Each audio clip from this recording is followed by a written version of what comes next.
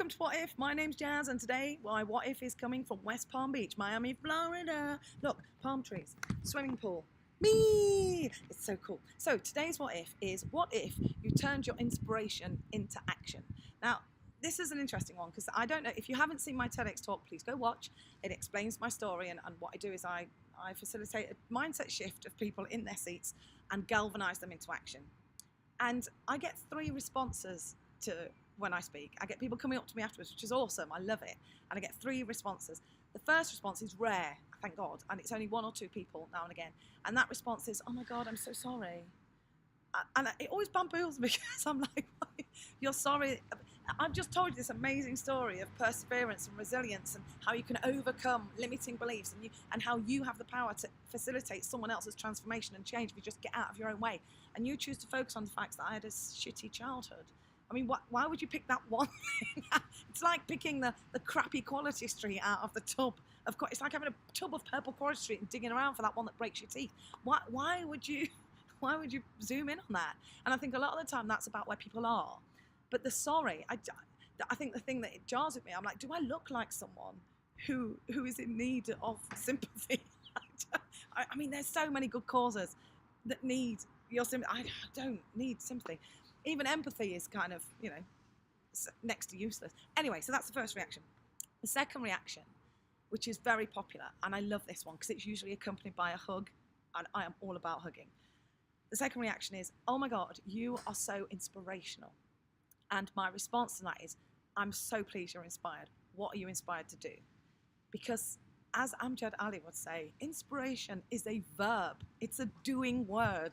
It's not, you can't be inspired sitting on your backside. You can't. Inspiration is a motivation to action. It galvanizes you into action. You can't say, I'm inspired. When people come up to me and say, oh, you're such an inspiration, you've inspired me. And I say, what have I inspired you to do? And they say, well, you're inspiration. I'm like, you're not inspired.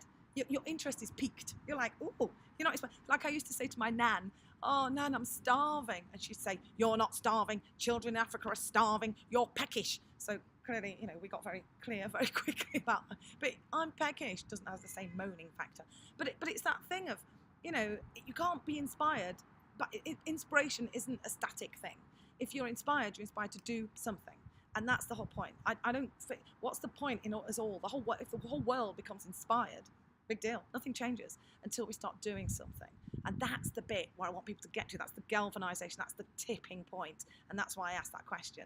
If you've been asked that question, you'll get why I'm so passionate about that. But I do like the hug. Keep that coming. And the third reaction I get doesn't happen after the talk. It happens like, a couple of days later in an email or a direct message on Twitter, or sometimes people have recorded videos and sent them to me, which is awesome. And that's from someone who says, I listened to you talk, and all I could think of was, if you can do that, then I can do this. And this is a change, a transition that they make to have an impact on others. And I don't get those very often. I imagine that more people have them than contact me, but I am ultimately grateful for every person that reaches out and gets in touch after that, because just one makes everything that I have done to overcome and now share this message of revolution with you worthwhile. Like, just one. And I have shitty days when it feels like, I don't know why I'm doing this anymore. Why I just want to stop. I just want to go and hide. And on those days, those emails, those direct messages are the ones that I read again and again and again. Because that's why I'm doing this. That's my why. To open doors, to facilitate change, to help people transform. So what if your inspiration was action? What would that look like? And before you tell me you can't, I want to ask you, well, what would it look like if you could? Because that's what made the shift for me with my everyday heroes. So what would it look like if your inspiration was turned into action? And here's the thing. If you're scared, yeah, good. That means you're a rational human being and not an idiot.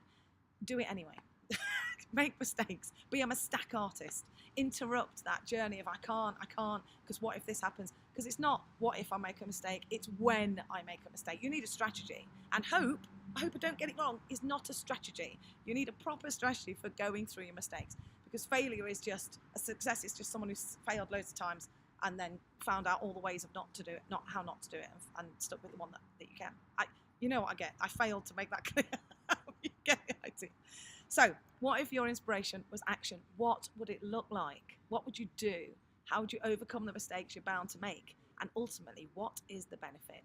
Because you're here for a reason. You're not sitting on this planet waiting, rotting slowly for 90 years and waiting for die. Do something. Do something.